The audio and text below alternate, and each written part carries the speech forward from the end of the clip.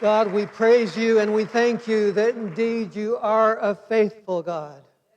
Morning by morning, new mercies we see. Day by day, new mercies we see. Sundays by Sundays, new glories we see. We praise you with all of our lives and in the fullness of who we are for the way we are made in you. God, you are so good. And now, God, I pray that the words of my mouth and the meditations of my heart will align with you, O God, and with your love. Amen. This reminds me of January 3rd of 2010, my first Sunday as a senior pastor of MCCDC. And now 16 years later, going on 17 years, I am thankful for the way that this sanctuary is a place of love and presence and light. And I wish that at this moment I could show you yourselves because I see God's love shining through you and in you. And it is my honor and privilege to look at you one more time as senior pastor from this place and to know that you are loved and beloved and you radiate goodness and you radiate equality and justice in a world that needs what you have. Oftentimes at the benediction, I say, you have something the world needs, share it. I'm saying that right up front today. You have something the world needs, share it. This will be my 633rd message as pastor of MCCDC.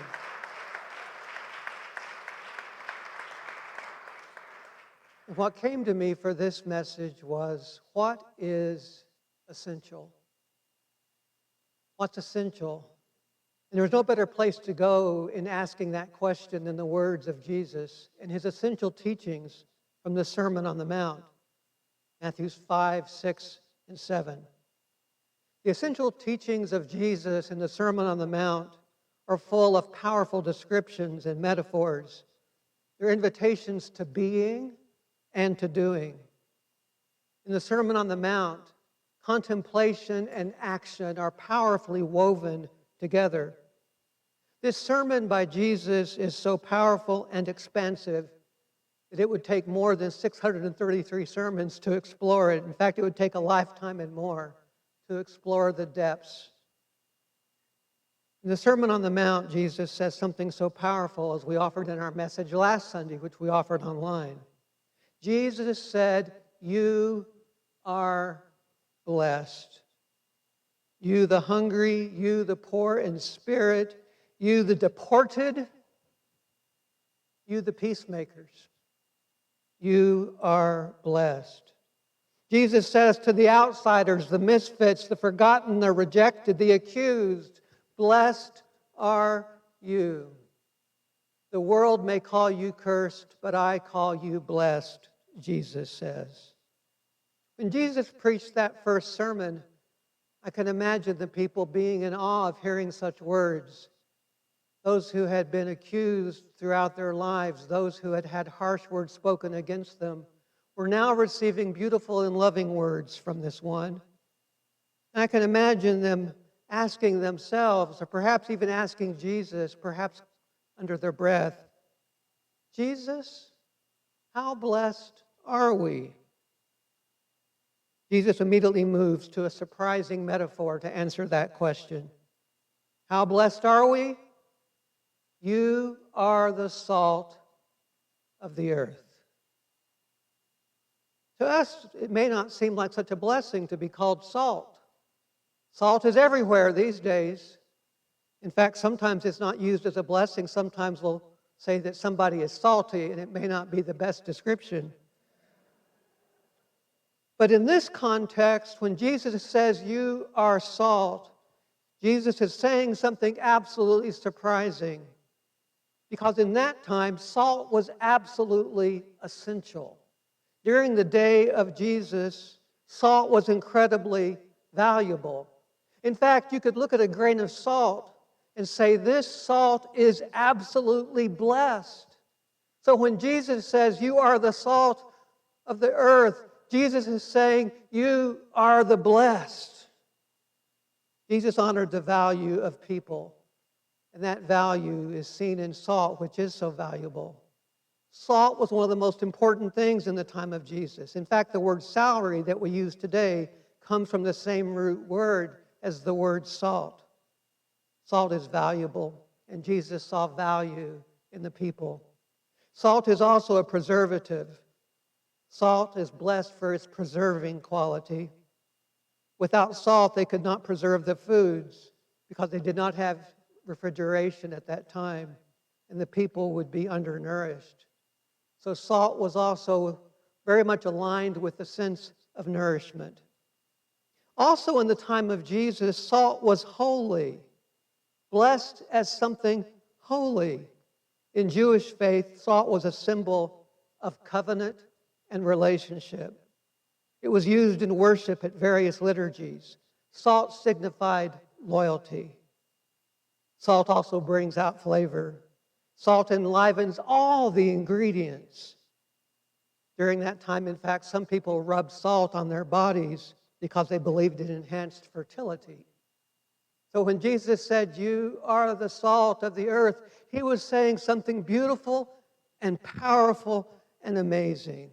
Spice, depth of flavor. What a blessing. You could say when Jesus pointed to salt that salt is a gift of God, just as all God's people are a gift of God. Salt also is not created by people, but created by God. We cannot create it. It is indispensable. You are the salt of the earth was one of the most powerful things Jesus could say to those he called blessed. Salt is transformative. Like salt, we are not self-created. We are God-created, and we are grace-created. So know who you are today, people of God of MCCDC. You are salt. You are transformative. You are powerful. You are holy. Never, ever forget that. That is absolutely essential. Salt. What are the implications for MCCDC as we continue the call? Number one, MCCDC, Jesus is telling us who we are as beloved community. We're called to be healers, and salt also has this healing power. Sometimes when you have mouth sores, you're to rinse with salt to help heal them. That's just one example of the way that salt can heal. You infuse salt and it becomes something that enhances. We're called to be this beloved healing community in a world that is torn apart. And I'm grateful for the ways that you have modeled healing around you and through you in your workplaces and in this community. MCCDC number 2, Jesus is telling us we are precious. And Jesus said this to the first listeners on the Sermon on the Mount. They were in awe. I can imagine them saying, "Who, us? Salt? Are we really that valuable?" Not only are you valuable, as we've already shared, you are absolutely essential. An important question right now at this moment in our time is MCCDC and MCC still essential? There are so many welcoming and affirming churches. MCC led the way, going all the way back to 1968, and some have forgotten that we led the way. And in fact, churches...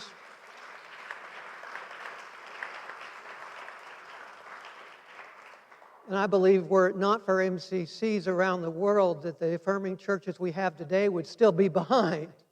They're catching up with us.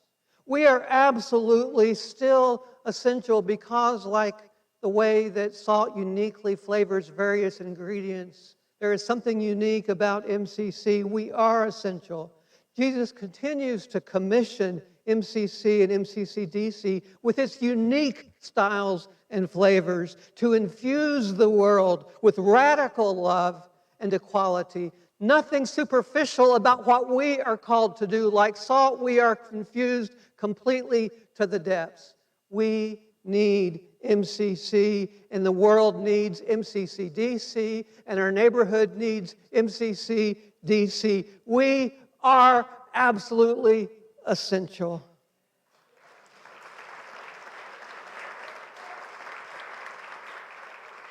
Salt is so simple and common, it's easy to overlook it.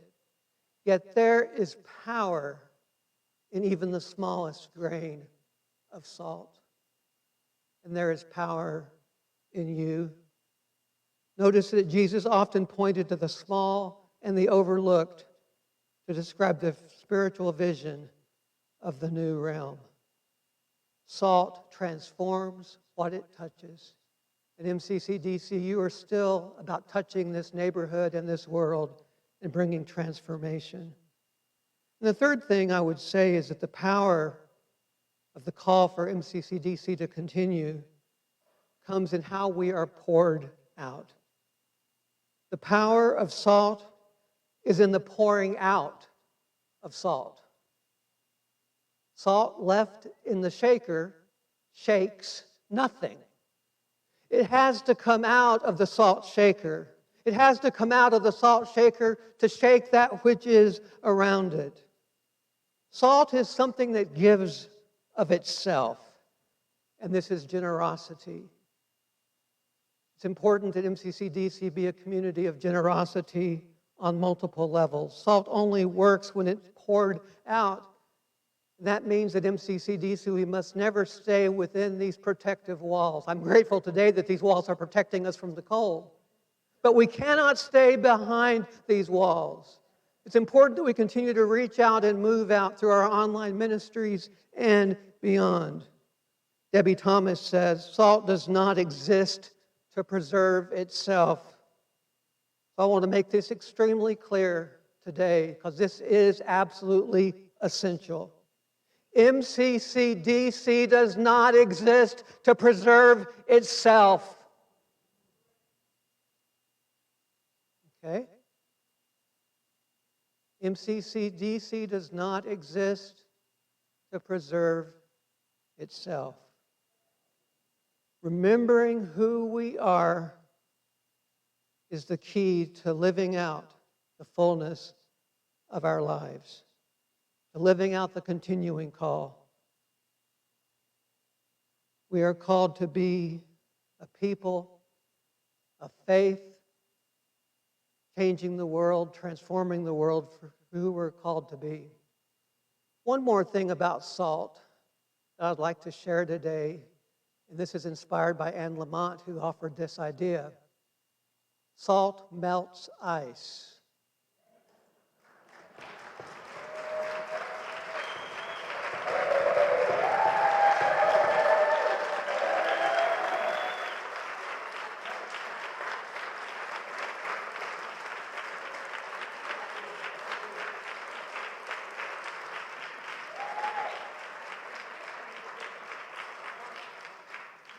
And so we stand with those, we rise with those of Minneapolis, and we rise with those in this city who need protection and love.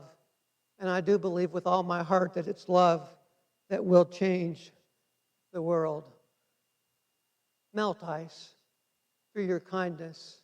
Melt ice through your actions. Melt ice through your love. Melt ice through your fearless dignity and courage to show up, to rise up, to pray up. Melt ice, because you are the salt of the world. As I move to retirement today, I would like to also say that today's message is unfinished. Sermon on the Mount is chapters 5, 6, and 7. This message today only brings us to chapter 5, verse 13. In other words, it's up to you to finish this message. This message is to be continued. It is not a finality. It's your call as a congregation to do the work of the Sermon on the Mount and other important scriptures. I know that God has great plans for MCCDC in the seasons ahead. There's a lot I don't know, but I do know this. I know that you are a community that is powerful. I know that you are a people who are gifted and creative. I know that God can do great things through you. I affirm in the voice of Philippians 1:6, the God who began a good work in you 55 years ago on Capitol Hill with 12 people in a living room is not finished with you yet. This I know, the God who brought us through HIV and AIDS is with us yet. This I know, the God who was with us when people called us ill and sinful and unworthy. And we rose up and said, no, we are not. We know who we are. This I know. God is not finished with you yet. This I know. God is working through you. I don't know who the next leadership will be. You don't know yet who the next leadership will be. But God knows, and God is bringing the right people together even now.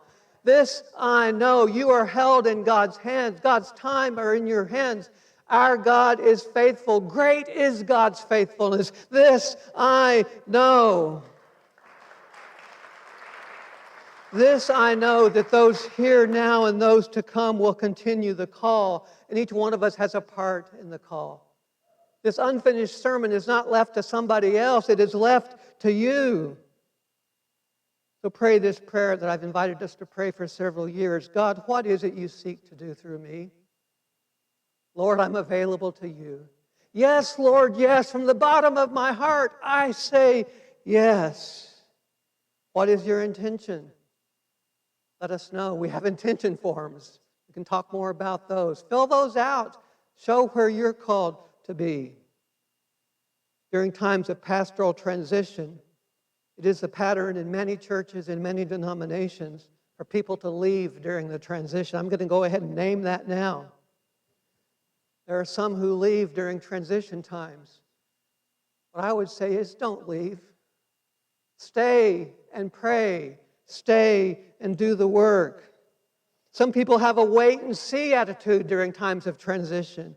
I would say don't wait and see, do and see. Do and see what God will do through you. Reverse the trend and stay and pray and do. Do and see, do and be. See what God will do through you.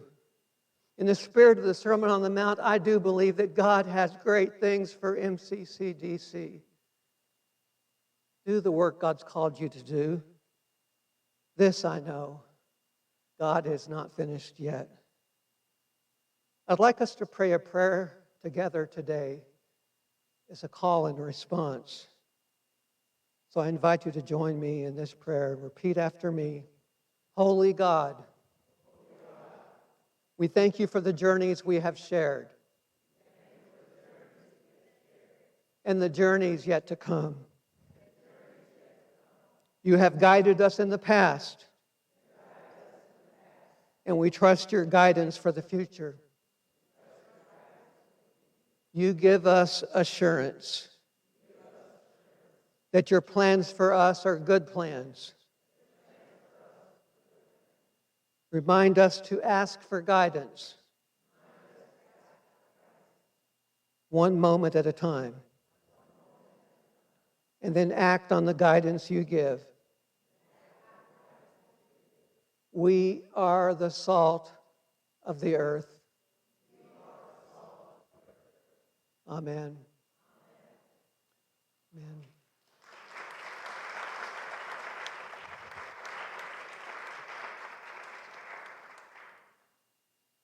I'm not one to make many promises, but I would like to close with a promise today that I make to you.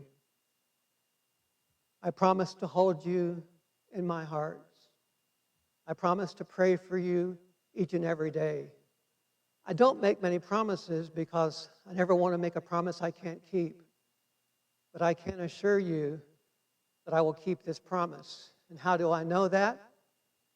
Because after 5 years of serving at MCC Richmond and departing for Houston, I've prayed for the people of MCC Richmond absolutely every single day since my service as their pastor, which I completed in 1996. After almost 15 years in Houston, that congregation has come to my mind every single day. They've been in my hearts. I prayed for both Richmond and I prayed for Houston today. So how do I know I'm going to keep that promise? Because I kept it to those previous congregations, And I promise you that I will think of you and pray for you every day and through the watches of the night, because you are absolutely in my heart. And where I go, you go.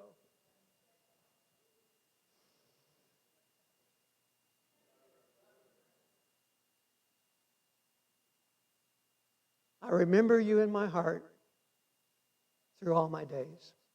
Amen.